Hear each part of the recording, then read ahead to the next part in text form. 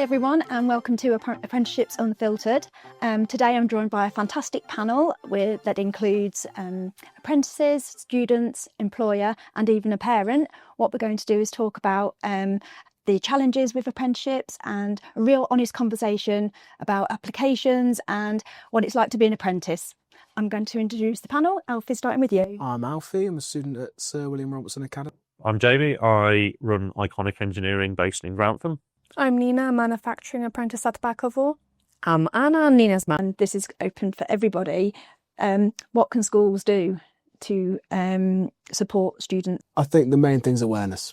I mean, I wasn't told about degree apprenticeships by my school. We had to look for it ourselves. We've had to do all the work ourselves. I mean, they're getting better at it slowly. It's like, you know, here I was able to come here because of the school, but where it's like networking or outreach or just getting my foot in the door, it's mainly us that have to do it. Because they've got all this centred to unis, they've got next steps and they've got people coming in or days out to unis, but there's never anything for apprenticeships.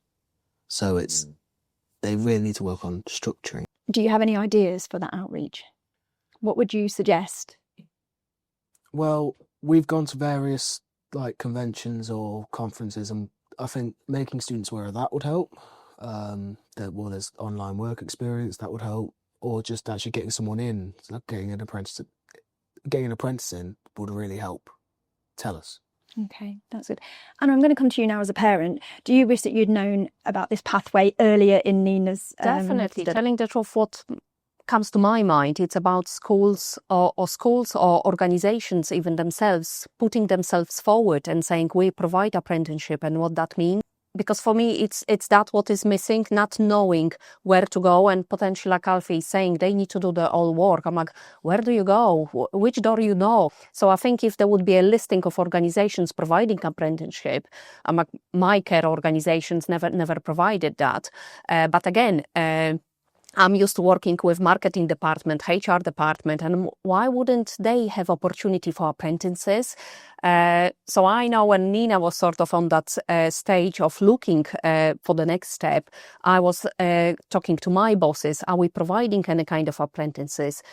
The top boss said yes, and then suddenly the department itself says, no, we don't do that. So again, for me, I had to find out, but I think the listing, it just comes to my mind, you know, when you've got your yellow pages and sort of got the list of things that you can find called there. If we would have a list of organizations, businesses providing apprentices, I think that would be just 50% of success of I know where to go. I will say I was really lucky with my school. We've always had careers fairs and always so many different apprenticeships coming in. And something that really helped me choose the company I'm with was that company actually came to the school, the apprentices came, and we asked them questions. We had one-on-one time with them telling us how they got in, how they have progressed, what they are doing, what skills they have. And it's just that insight that's really important to know what you want to get into. And that's what you've just mentioned, that you would like apprentices to go in, and right, that's But it is on the both part, company and schools, to collaborate to be able to deliver these things for students. Would you have liked Mum, Anna, to have been with you when you heard those stories from the apprentices? Yeah, they definitely would have helped. But like we said, on open evening, the apprentices were already there and already giving that insight. So I've participated in open evening, and I was with another apprentice telling the students and parents about our experience. So I think it's just that enhancement of being involved. Yeah, that's really good. And Jamie, your thoughts on? I mean, we've had discussions about this with interactions with schools for a while, years now. Some are really good and some are really proactive and engaging with employers, and some just can't be bothered. Employers, we've got a little group of employers locally that we regularly get together and do things. Certainly within manufacturing, we've got National Manufacturing Day, where there's an opportunity for all the local schools to bring students to the businesses to see what goes on within our industry and see the opportunities that are there. I know all schools, and I know education in general is struggling with staff and time and resource, but there has to be a slight rebalancing somewhere, I think, to give the apprenticeship route or people that want to go into, say, trades rather than academia equal kind of, you know, time, and they've done the T levels recently, which is great, but it's a double-edged sword because the initial rush of people interested in these courses was great, but it's dropped off a cliff now because what's actually happened is there's not enough employers willing to take these people on for the work experience. Although they've made an effort to rebalance the A-level and trade, sixth form period of a student's life, so you've got options. I mean, I think they're talking about bringing in a V level, they call it, which is the vocational equivalent of those two as well. They're all great ideas and schemes, and I'll always encourage these sorts of things, but it's like they only worry about the idea. Great, well, we've done that, but it's the implementing it. Execution. Is the problem, and that's what I think's been the issue with that. Are you at sixth form level now? Yeah. Yeah, so you're already doing A levels. Yeah. So you're sorted. But it's that crop coming through now.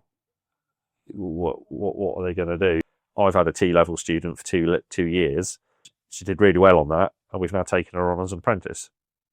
So I don't need another apprentice now for at least 2 years. So let's try before you buy with the T Well, levels. that's great. That's for an employer. That's a really good thing. But the problem is I'm now full. I don't need another apprentice for probably 2 years.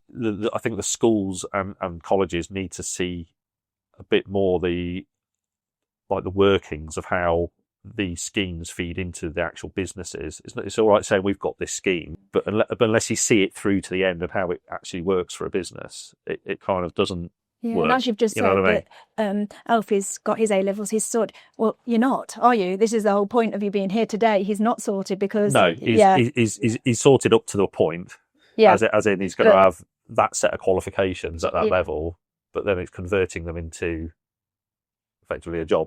Alfie, how do you think the schools or employers could support you further? I think schools, they're sort of behind. At least my school, they've tried to offer more, but we're already sort of past the point that they're offering.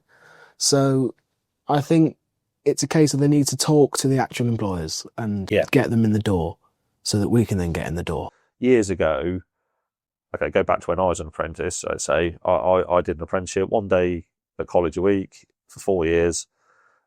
And every person that took a lesson, be it engineering principles, manufacturing stuff, workshop time, all the different subjects we studied while we were there at college, was all taught by somebody that came from industry. They'd all had a career within industry and then changed to work within education. And there's a lot of added value that someone like that brings, just in conversation, using anecdotal stories to kind of back up what they're saying. Like, we used to have one guy, he'd be like, on the whiteboard, and then he'd just stop it like a stand-up comedian and riff and sort of go off on a tangent and link the thing he's got on the whiteboard to I worked with this guy called Dave and this happened and it cements what they're teaching around a story.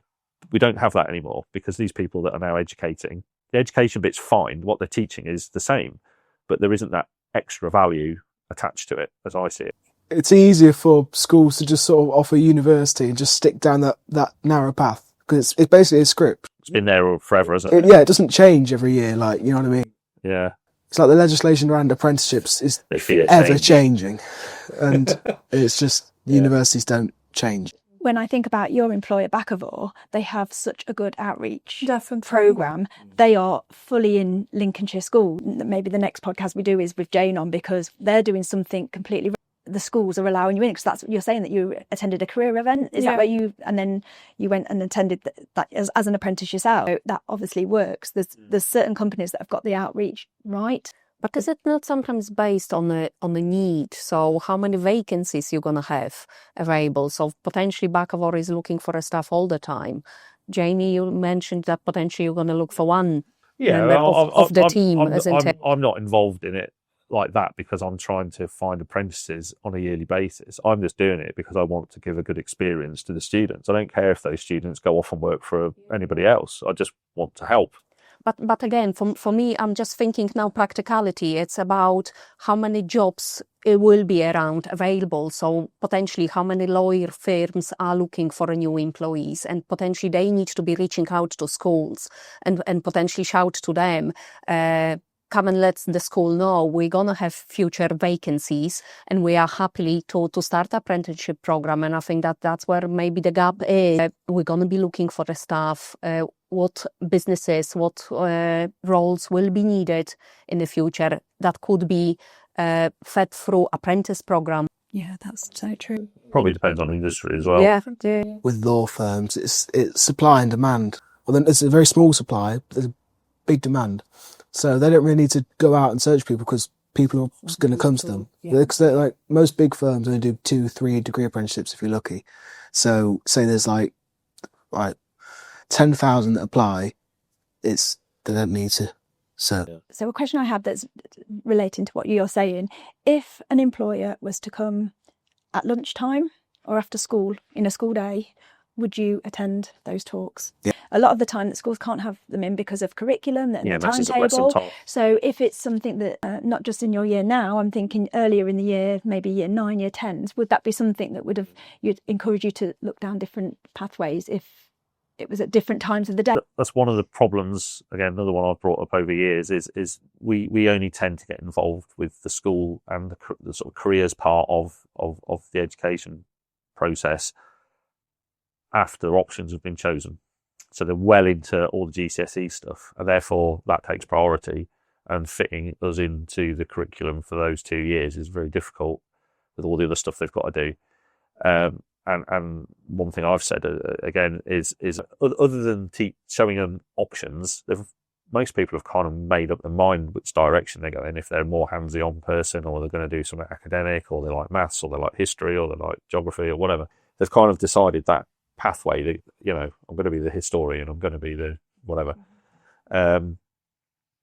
We need to be getting in at year 7 or even primary school before they go to high school, and sort of saying and doing activities and lessons and fun things with them. And this is the ambition of 50 hours of work experience, which will mean, you guys will have missed out on this, but it is actually introducing and inspiring from year 7 and having that constant input from employers throughout their whole school life. It's easier at that day to disturb the timetable because they're not, although they've got SATs and things, pre-options and things, but there's a bit more flexibility in the day to do something.